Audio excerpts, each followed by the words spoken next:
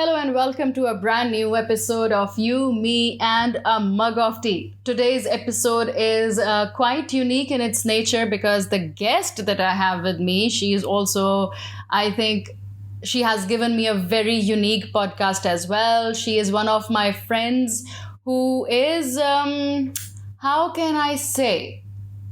Who is not a typical girl. And by that, I mean that she has so much to share and so much to tell us. And from a very young age, she has been hustling on her own. She has been living an independent life. I have seen her work so much just to sustain and support herself in China. We met in Beijing and we were in the same university. And back then, she was just an 18-year-old young girl who was just discovering herself while also navigating her life through these challenges and being in a foreign country and mingling with all the foreigners and the local Chinese people. I mean, it was tough for all of us, but at such a young age when you have to work and hustle and study and take all these things hand in hand and also maintain a social life, I think she is definitely one of the people that I know in my life personally who just are capable of doing it all. Like, she doesn't just talk the talk, she also walks the walk. So her name, yeah, I need to reveal her name. Her name is Anna Sophia Guerrero. Anna Sophia Guerrero. So I always called her as Anna Sophia Guerrero every time. I was happy, I was sad, I was excited, I was angry, I was whatever at her. And I just always just exclaimed her name, Anna Sophia Guerrero. And she would respond, yeah. So it was really fun. And she is from Venezuela. And I think she's the only person that I know from Venezuela. But right now she's settled in New York, USA, because of some pandemic related issues, and that she will reveal herself actually.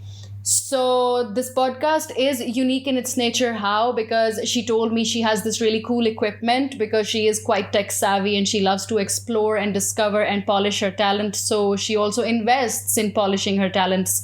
So she has this really cool equipment. So I decided, okay, instead of doing a Skype call recording with her, why not have her tell her story like an audio diary? I was on the call with her online on WhatsApp and I was asking her questions and she answered all her questions. Yeah, questions. And she answered all her questions quite skillfully. And so I'm not going to be there in this podcast. It's just going to be Ana Sofia Guerrero talking about her life, the way she dealt with the pandemic, the way she dealt with the loss of her close friend during the pandemic, and her sexuality and her loving relationship with her girlfriend, and how she's now navigating her life in New York all by herself along with her girlfriend. And also she's going to talk about, her life lessons on how important therapy is actually when you're having a difficult time. There's no shame in asking for help and seeking help. And if it's something to improve yourself, then why not go ahead and do it? And she also has plenty of piercings and tattoos, and she's going to talk about those. And yes, she's planning to get more. So I'm not going to spoil more of what's about to come. I'm going to hand over not the microphone, because she's practically in another time zone. I'm going to hand over the episode to Ana Sofia Guerrero from Venezuela, currently settled in America. Ana Sofia Guerrero, take it over. Well, hello. My name is Ana Sofia Guerrero. I am Venezuelan and I'm recently living in Buffalo, New York, with a chinchilla, a cat, and a woman that I'm in love with. Life circumstances brought me from COVID, like a lot of people, to Beijing all the way here. It was a long way, but I'm very grateful through the journey. And well, one of the characteristics of myself is the fact of coming from a country that is so conservative. Yet again, well, I turned out to be a lesbian, God forbid. And it was very easy for me to realize it going to China so young. I had all the freedom to explore myself. And the first time that I tried a woman, I realized I didn't just like it, I loved it. I tried to trick myself for a while, saying like, no, You're bi, I try here, I try there, but it's not like I'm saying there is not anything wrong with men. Not at all. Men are fantastic. It's just that women just feel right with me. And who knows what's coming up in the future. Nowadays, I'm sharing my life with another woman, and I'm planning to do that for a long time. And she wants to. So, Venezuela is a Catholic Christian country. My family, it's a high patrician, a practitioner of the religion. And I did all of it. I did all of it that you have to do, from the baptism to the confession part to I don't know how the terms in English, but at this point of my life, I only need to get married by the church and die in a Catholic way, like to be like completely Catholic. So I have all the like steps through. So it was a little bit difficult with the family, when they start like realizing that maybe there was like something. I fell in love with a girl in Venezuela. Well, not falling in love. I mean, we were teenagers, you know what I mean? Just teenage love.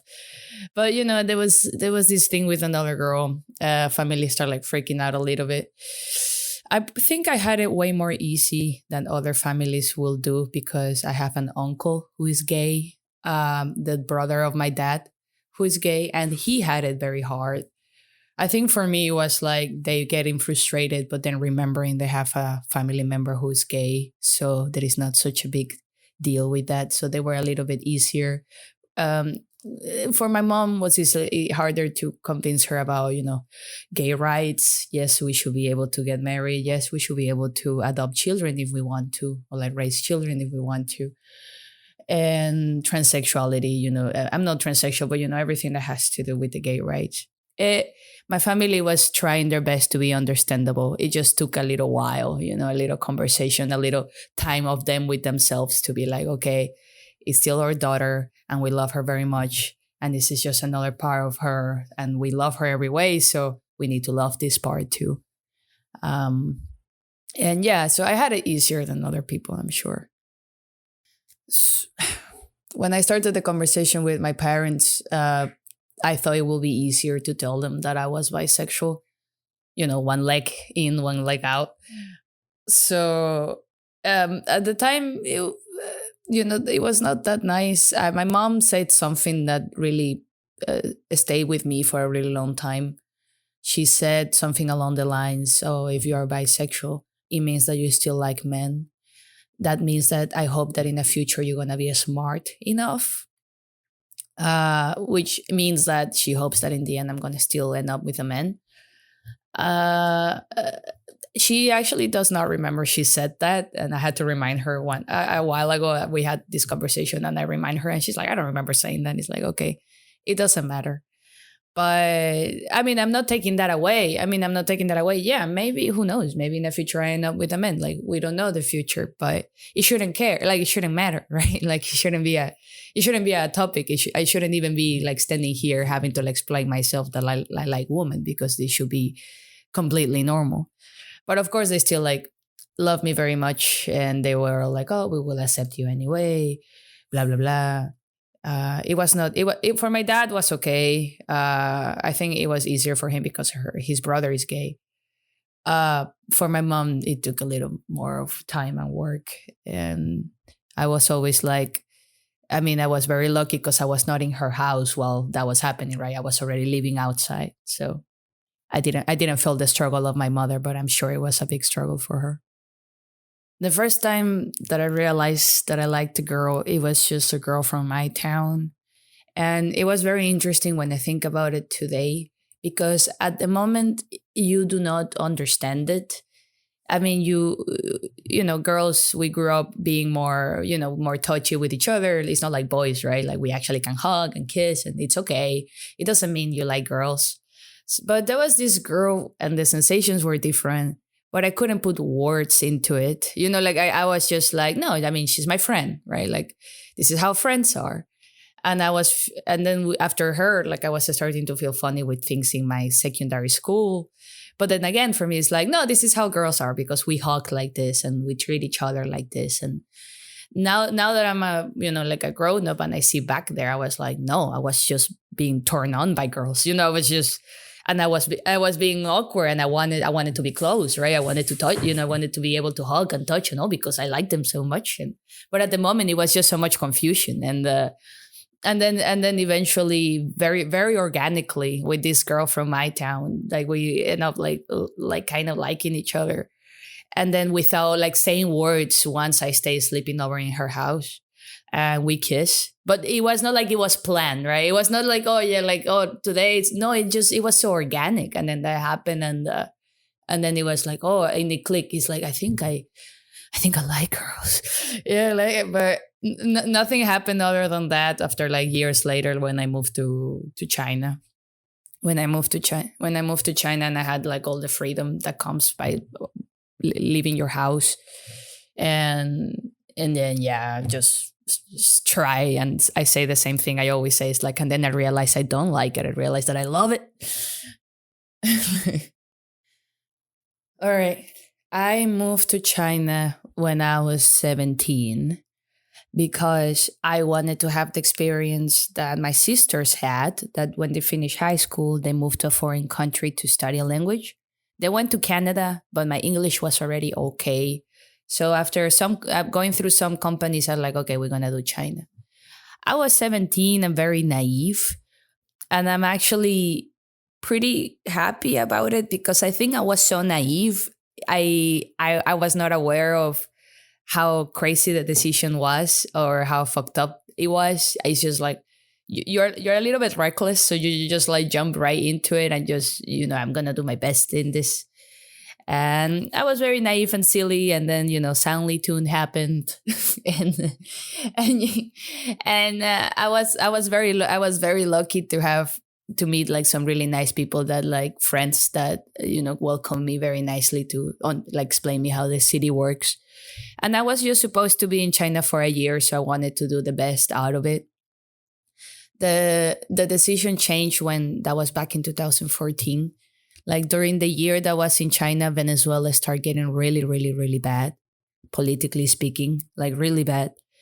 And I started doing some research, and I learned that Beijing had one of the best universities for the major I wanted to study, which is animation and production of animation. So I was like, even if Venezuela is this bad, my father at that time told me that he could not send me money anymore.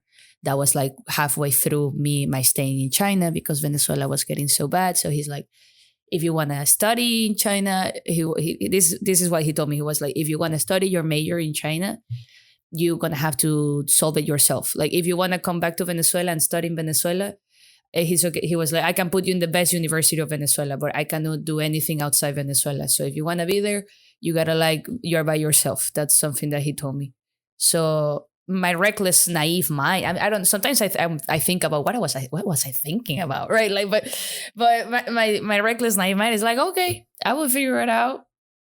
And I did. I mean, China gives you so many opportunities, works under the table that can pay you very well, and you know what I mean. I did all of those. I did every job you can imagine. Until I found like a school that I could just stay there. I moved to Wudako to study like Chinese properly.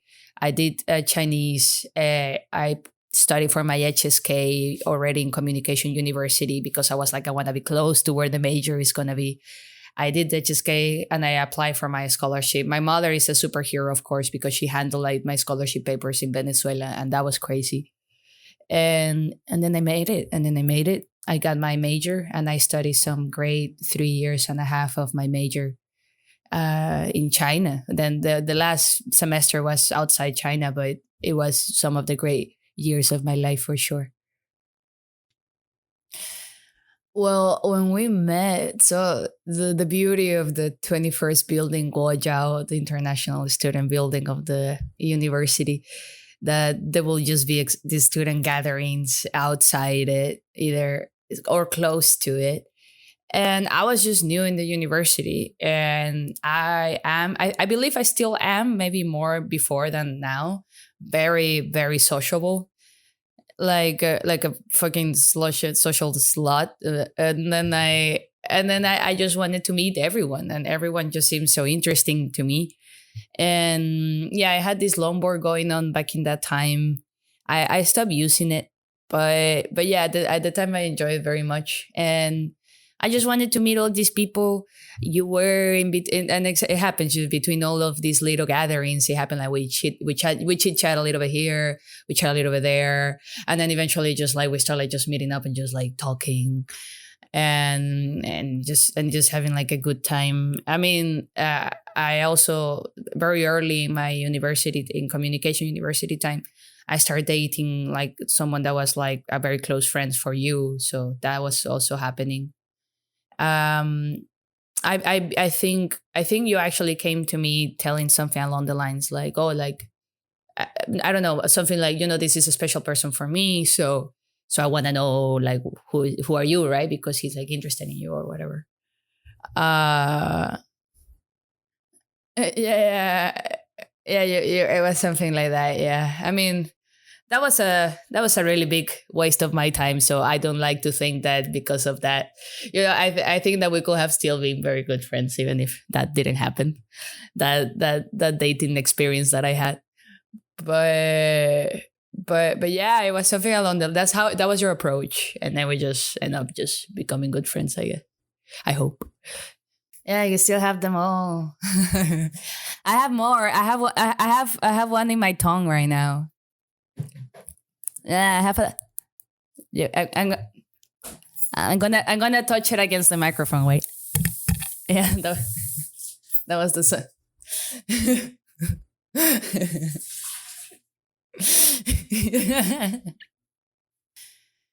Okay, so I'm always, since I have memory, I've been in love with the art of animation. It's just been very personal to me all my life. And since I was little, I wanted to do something related with it, either learning how to make movies or making comics or making just animation itself.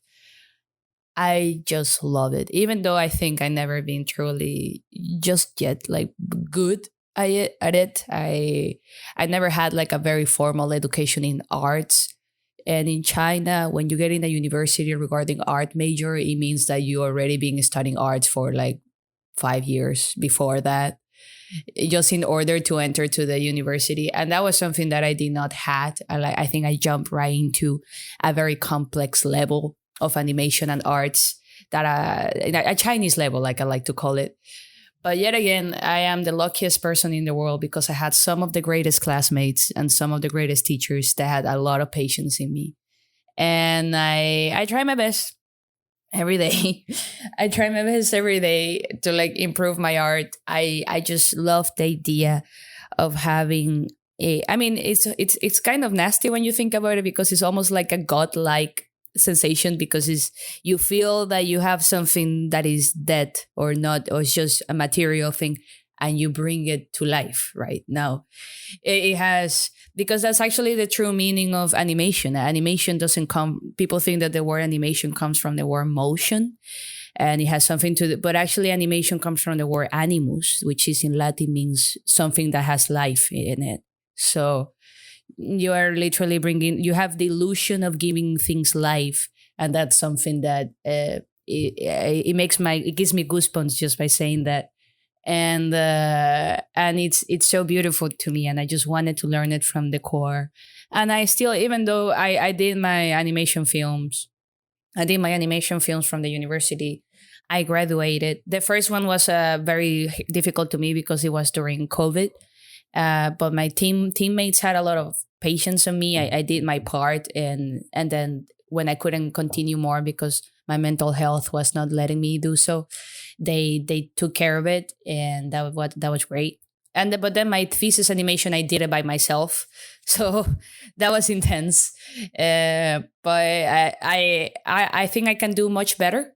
But I can tell that I did my best at the moment, and all of these things that I have, these tattoos, my haircut, and my piercings, is just there is nothing more beautiful than carrying art that is unique and is in your skin, right? It's literally under your skin.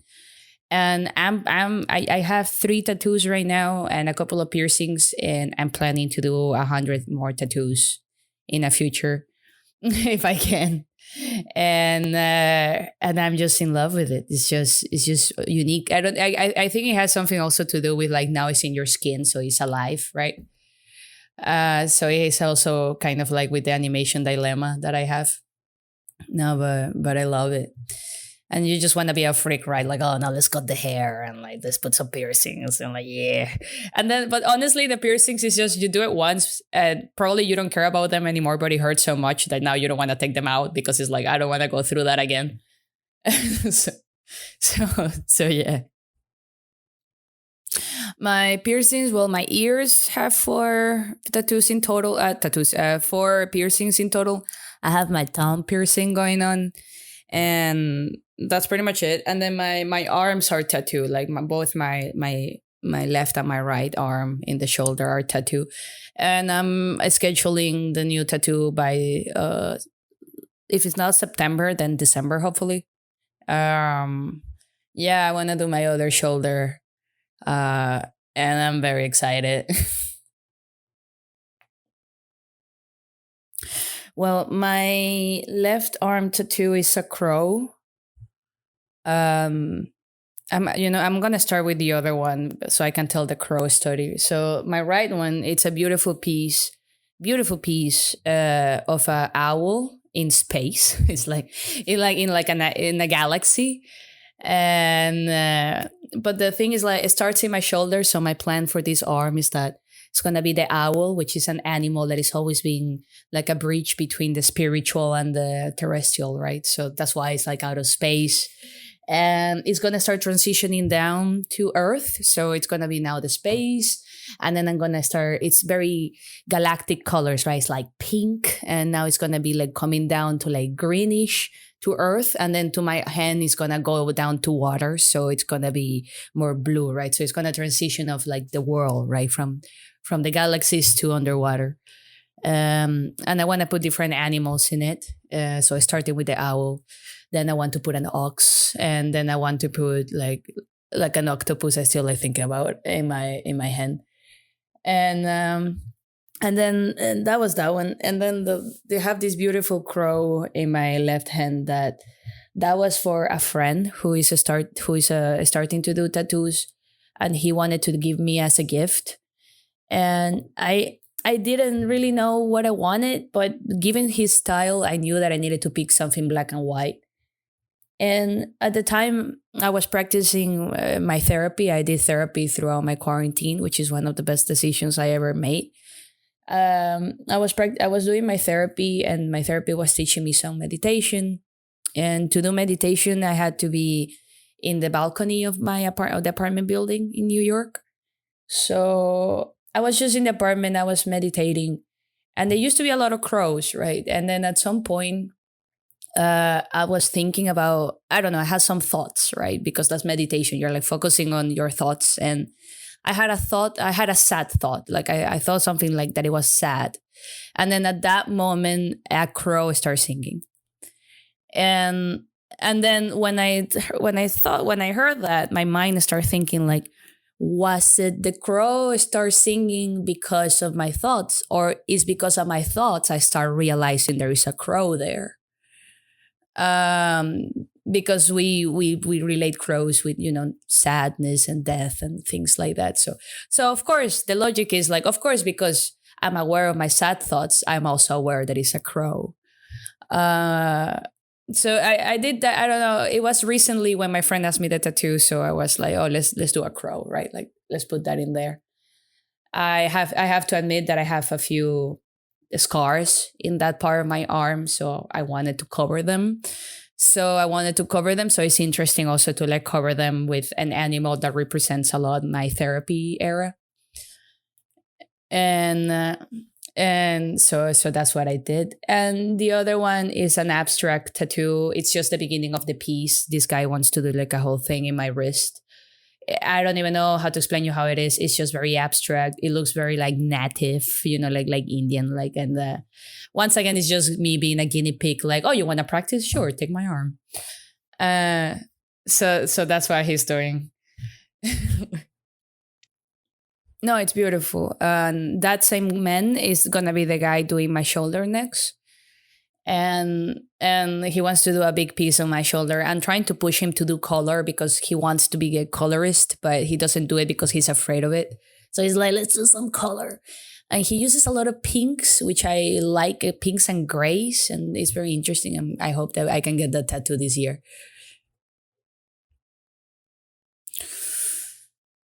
Yeah. Yeah, it's so difficult to put it into words when you are just so full of, I mean, I do know where it comes from. It's just China that right now that I'm not in China, I miss it a lot. But of course, China was not easy. It's difficult to be in such a different culture with different people, and everybody's just trying to do their best there. I think that sometimes they don't realize they're stepping on each other when well they're trying to do their best. And I lost a friend in China, and I lost a friend in China. He was killed in a trip in China, and it was not just the sadness of a friend being killed, but it was also to realize how the Chinese government at the time decided to handle the situation, and they wanted to label his death as a suicide, even though even though he was from Brazil.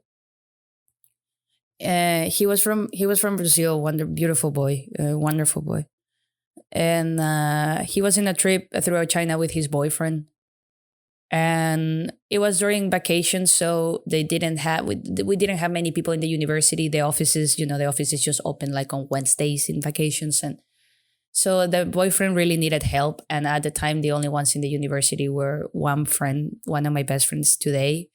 His name is Samuel, and myself, and another friend. And we had to be a little bit too involved to know, because the boyfriend didn't know Chinese. So we learned so it was like a moment of realizing that my country is very dangerous, and I always felt very safe in China. So it was that moment of realizing, like, whoa, like my country is just so dangerous, and now I realize that China is so dangerous too, right? And suddenly not feeling safe. And of course, Leo, my friend, he was so young. He was like 23, not even 23, and he was such a smart boy. I don't even know where to start. Such a smart man.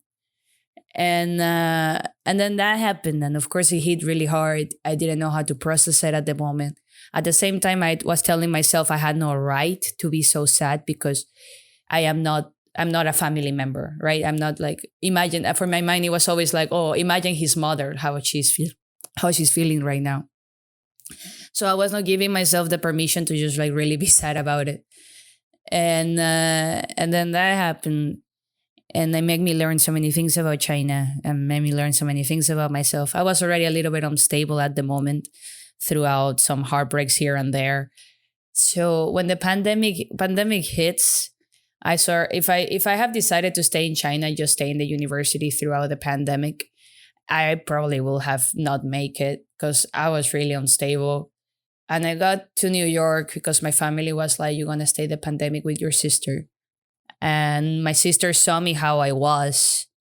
And I was just depressed. I hate to admit it, honestly, but I was just in such a, when you just become so numb. It's, you had, it's just anything. Because it's just the lack of dopamine, the lack of excitement. And it's not like I was not doing things, because I was still working. I was still practicing at art. I was still doing my stuff. I was not just laying down doing nothing, that people has that misconception. But I was just so numb to it all. And I was so sad. I was convinced I just didn't wanna be here anymore. And yeah, I just didn't wanna be here anymore. But after a lot of mental work, a lot of it, mental work, and thought, I'm already giving myself like, I don't wanna, like, I don't want this. I really cannot do this anymore. I Something in my mind click, and I call my friend Sophia, and I call her, and I call her asking her permission to like asking her permission, being like, if I something happens to me, will you forgive me? Like that's what I call her for. Very selfish of me, of course. So I call her to tell her that, like, if something happens to me, will you ever forgive me? And then she was like, she said, like, I will forgive you if before doing whatever you want to do, you try therapy and medication. If if you do therapy and medication and you still feel this way, then I will forgive you. And then I was like, okay. So she pushed me to do the therapy and the medication and saved my life. Yeah, I couldn't recommend therapy more to people. And right now I'm just, doing my stuff and saving money so I can like start like being okay, and then being able to like pay my therapies properly again. And because I really want to get back to it. It's not something that just happens, then you did it for a while and then you don't need it anymore. I think you should always do some therapy. And even though I'm in a much better episode than I was before, I still of course I still feel like, oh, that I miss it. I want to keep doing it, probably not as often as I was doing it before, because before it was like twice a week and I was under medication, but just like doing it probably once a week, once every 14 days, and just keep working on myself like that. But I couldn't recommend that more to people. Animation thesis was so much freaking fun, even though the struggle. So I'm a big fan of horror and mystery when it comes to entertainment. And at the time, during the boring times of quarantine, being stuck in a little apartment in New York City, I was watching a lot of videos and just spooky videos and YouTubers doing things here and there, and I got caught up with this YouTuber. I will do a shout out because he's great. His name is Mama Max, and Mama Max, he does crazy videos hunting down predators on the internet. And he actually called the CIA after he discovers them. He's great. He's a superhero. And throughout watching his videos, when I was trying to come up with ideas for my animation and whatnot, one day I was just watching his videos and something just clicked, because he come out of these videos with like a rooster head mask. Just because of production, he had this rooster head, and then the rooster head, and it just clicks for me so hard. And it's just when you have like those ideas, I just start writing nonstop for like two hours, and I come out with this idea of the concept of the thing was like how sometimes you think that your fears, your stalkers are like outside, but sometimes they can be like inside, right inside your doors, right? Because our fears, COVID was out there, but our bigger fears were every time getting the phone and reading the news and finding out what's going on there, and then we get screwed up. So it's this entity that is like stalking my main character, which is a girl in New York City, and that lives alone, is stalking my main character, and she thinks that she has a stalker out there, but the twist of it is that actually the stalker was like right inside her computer all the time. And so I made that. I made it like traditional animation and then pixel animation, because there was a video game in my story, so I had to make the pixels, and I learned a lot. It was a good time. I regret nothing. It was a lot of work. I almost threw up a couple of times, but I learned a lot about myself and my capacities at that moment, because of course you do that, then you are like, I can do anything. Too bad that I was living with my sister, and I got caught off in a very big fight with her right after I finished my animation, because I was just being focused on my work and working hard, and she thought that I was just being serious and didn't want to talk to her. And then she got angry at me. She blew it up to me, and I didn't really had a celebration for animation because I was too busy being angry at my sister. But now I think about it today, and I'm like, yeah, that was a good time. That was a good work. Oh, Paul made the music for my animation. Yeah, Paul made the music for my animation, and his wife made the voice acting. It was great. Paul is my best friend in life from China. He's my big brother. He saved me so many ways, and I save him in so many ways. And I it's just those people that his joy is my joy, right? And my joy is his joy. And he's a musician. He's doing so good right now. Oh my God, he's just getting so good so fast. He's a musician, and he's working full time as a musician now. And he made all the music, sound effects, and voice acting for my animation, and it was great.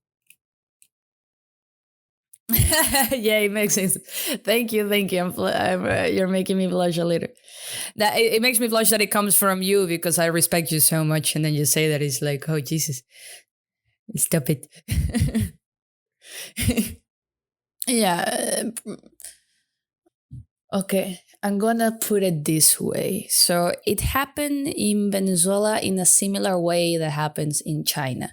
China says something along the lines of, we have no problem with gay people because China doesn't have gay people.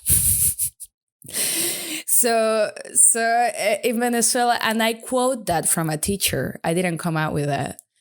Um, in Venezuela, it has something similar, but it's more because it's a country that is going through so much struggle. You are struggling so much on your basic needs. You have no time to talk about gay rights because you're surviving. So people do have issues with gays, but it's not to the extreme that happens to all other countries that is like illegal to be gay. It's just that we have no time for that shit. So because we are trying to look for food, so that's what happens in Venezuela on that sense. Of course, families, and because there is not a representation, there is not a speech about this, then for families it's very difficult to understand, when you have it takes some time. But I believe from my experience and other friends' experiences that it's not as bad as it can happen to other conservative countries. Now being in a country like the most probably the most inclusive progressive place ever, New York, especially New York City.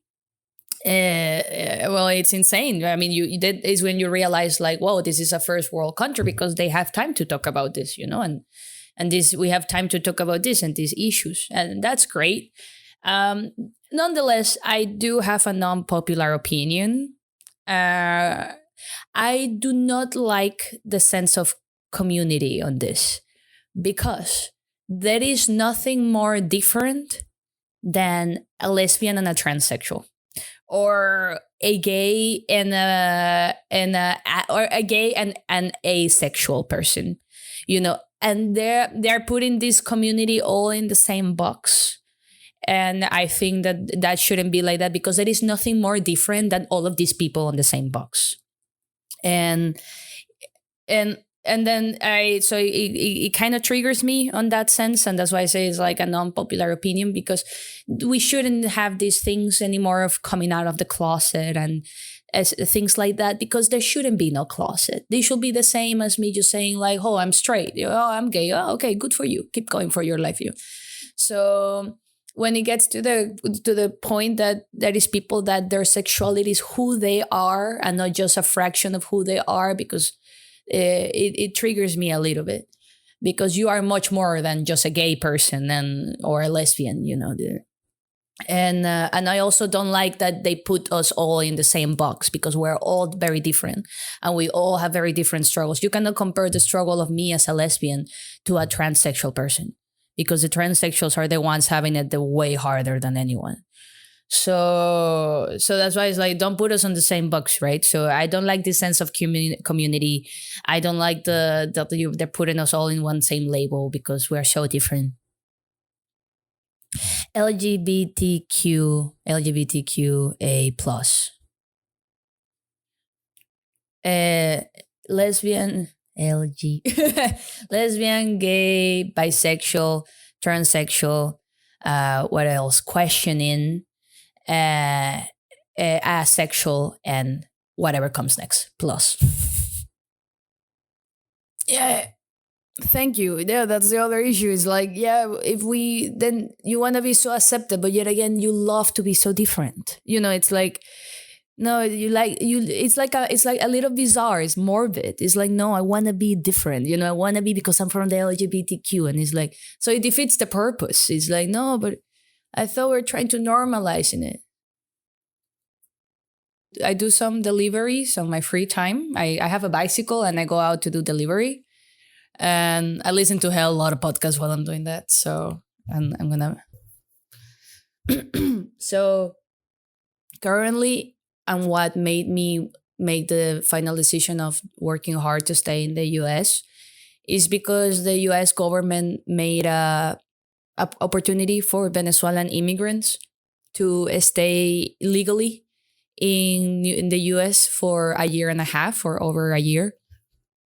And that's called TPS. And I applied for it and with a lawyer, and I'm waiting patiently with this TPS. I should be more than able to work legally and do my things legally. So the plan is, as in now, because I had like no money whatsoever a while like a month ago, 2 month ish ago. I got a job in a serving job here. Oh well, I think there is something important that I had to say.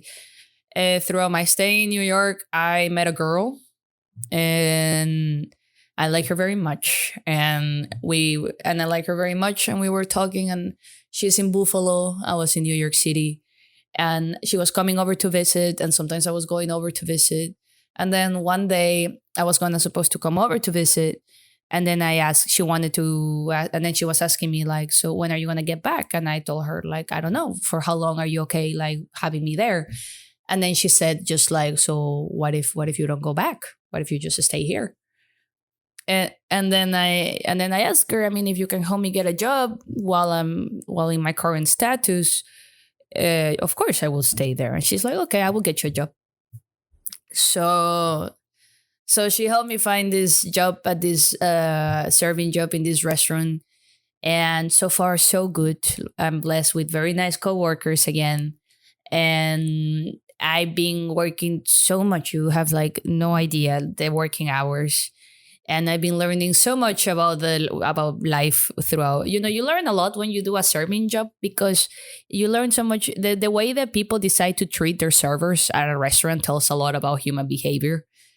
And so I've been learning so much about people. It's a Mexican place owned by Mexicans, and they've been taking me to their other restaurants because it's like a Mexican mafia. They have like 9 restaurants, and they've been taking me to the other restaurants like to work there because they trust me. They like how I work, so they've been taking me to other places when they need people.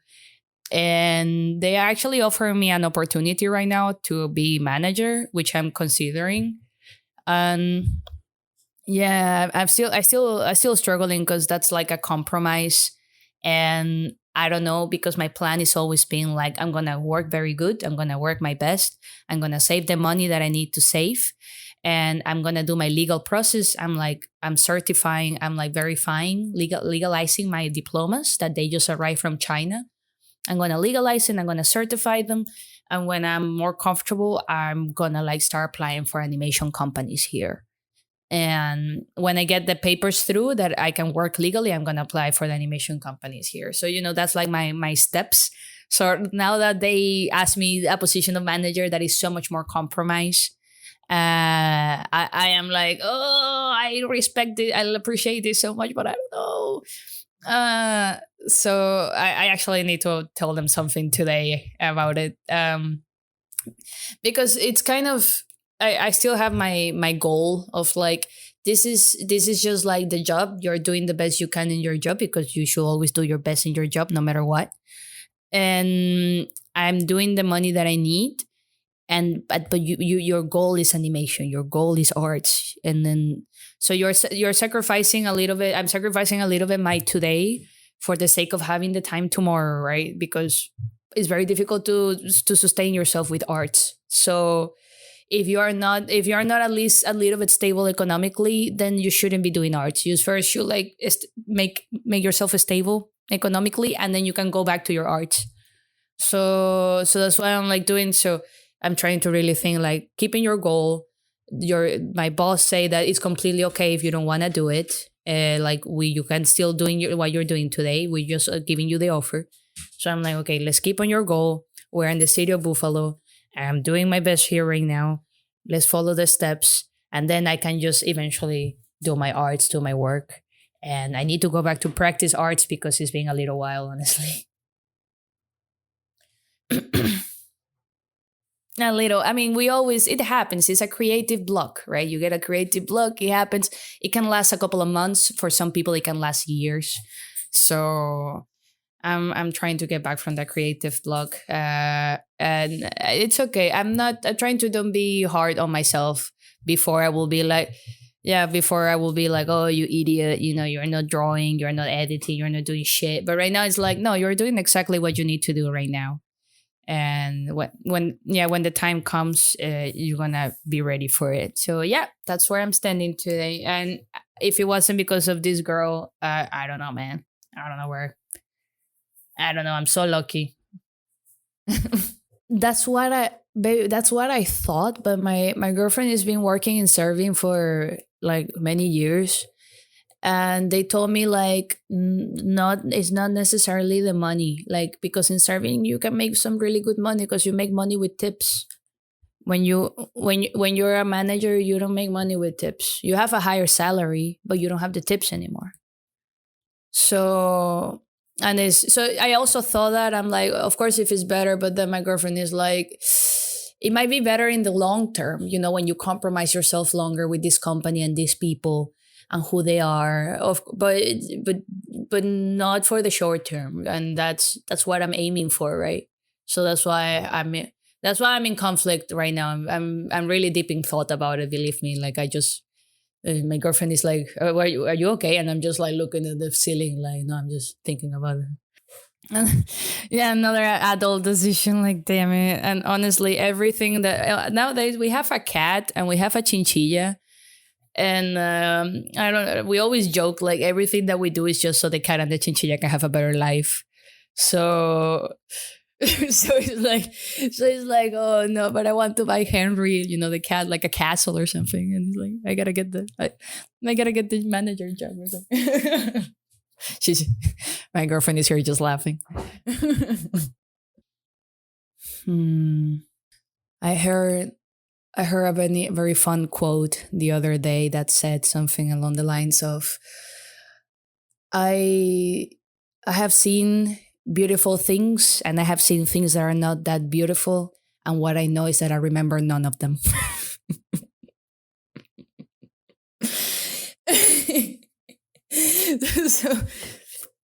So since I heard that quote, I was like, when I have nothing to say, I'm just going to say that. No, I'm like, honestly,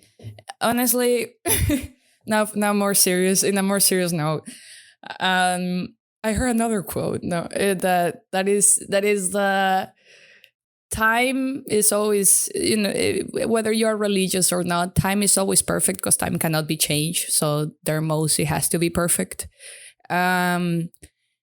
Don't be hard on yourselves. Also, don't be hard on yourselves. Then life is already pretty difficult to make it so much harder to yourself.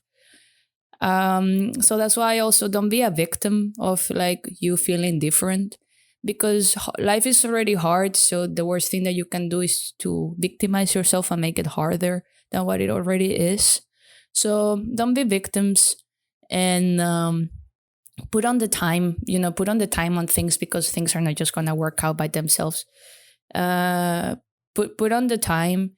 And yet again, I say, it's like times are, whatever you do right now, it's okay, it's perfect, because time is perfect and it cannot be changed. There mostly has to be perfect. So be patient, just put the time and don't be victims is what I can tell. Like don't make it harder than it already is. And a lot of empathy, because you never know what the person beside you is going through. And always tip your servers.